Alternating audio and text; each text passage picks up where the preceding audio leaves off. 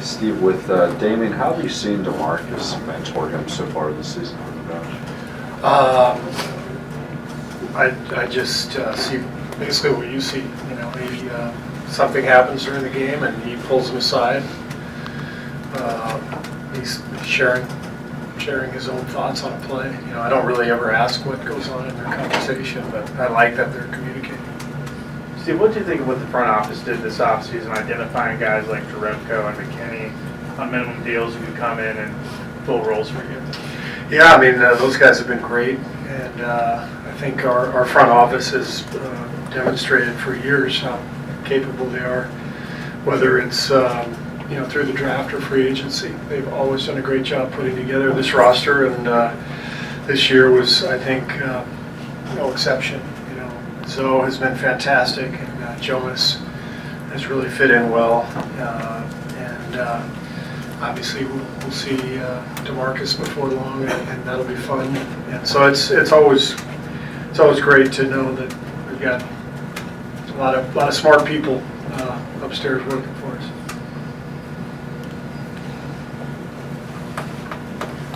You haven't had Sean for a few games, and Quinn's not playing a lot.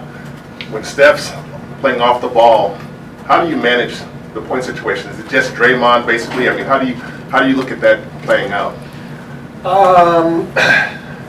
We've always been a team that has sort of shared the ball. You know, Draymond leads us in assists every year anyway, so the ball just is going to find whoever's hands and whatever, you know, we just play.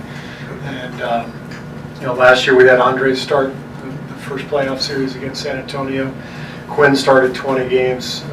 So we just kind of do whatever we feel like is sensible for that game that night.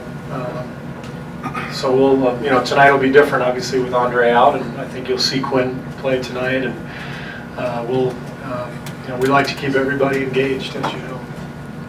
Steve, while Omri wasn't here for the postseason run, he played some key minutes for you guys and made some big contributions. What will it mean to see him honored in front of the crowd? Yeah, it'll be great to see Omri, and I'm glad he's here tonight. I'm glad he's going to be recognized in front of our crowd. And you know, the circumstances last year were really tough.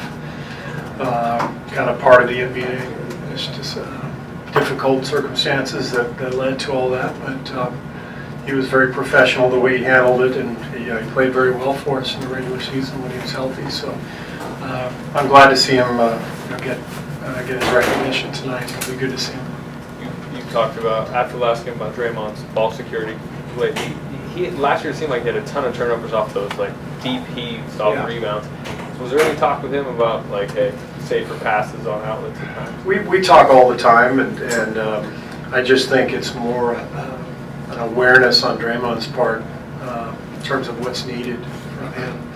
I think this has been his best year in terms of really locking in on what this team needs. Leadership, you know, with David and Zaza gone in particular, he's provided more veteran leadership to the group, and part of that is being poised, being calm with the ball, being secure with the ball, because that poise leads to really solid play from us. And you know, we've got guys who are going to come out and, you know, flame throwing and shoot from all over the place, and there's going to be some turnovers. So if Draymond can be a calming influence on us, which he's been this year, it's a huge development, because in the past he's been a high turnover guy, trying to make a lot of passes, and certainly capable of that. But for this particular team and what we need, I think he's giving us exactly that right now.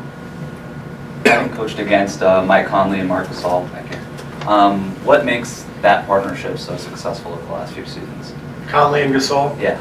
Well, they're two of the best in the game at their respective positions, and both very smart players, both great passers. So you put a 1 and a 5 together, who are all-star caliber players and great passers, they're gonna build a synergy, and they've been together for a long time now. So they're tough to handle. Steve, this opponent's obviously one of those teams that can be considered like a grinded out team. How have you seen your guys respond to opponents in the last season when you guys face that kind of style? We hardly ever see it anymore. Everybody's trying to run like crazy. So it'll be interesting tonight. Memphis leads the league. I don't know if they still do, but going into last night, they led the league in turnover differential. So that's an area where we have to clean this up. I mean, the other night I thought we played really well against Minnesota, and yet it was a close game because we had 14 turnovers and they had 1 at the end of the third quarter. So it's a good challenge for us tonight. Memphis doesn't turn it over. They make you uncomfortable playing their style, their pace, and we want to get the pace where we want it. So taking care of the ball is the best way to, and not fouling. Those two things are the best way to get the pace going in your direction.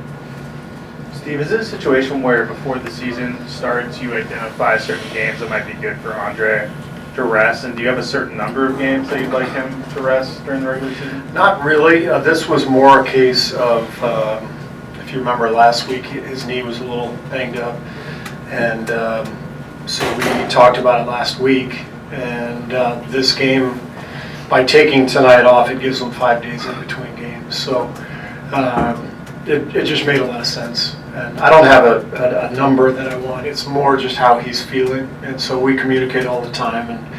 And he agreed that tonight made perfect sense. Steve, Katie had a pretty impassioned comment this afternoon at Shoot Around about needing to vote and the responsibility of voting and the joy that can come from voting. And your guys have posted on social media and stuff. I'm just wondering, how different is that from when you were a player, and what kind of an impact do you think all this talk about voting, yourself included, could have? It's very different from when I was a player. I feel like it just wasn't something that was talked about that much in professional sports amongst players and coaches.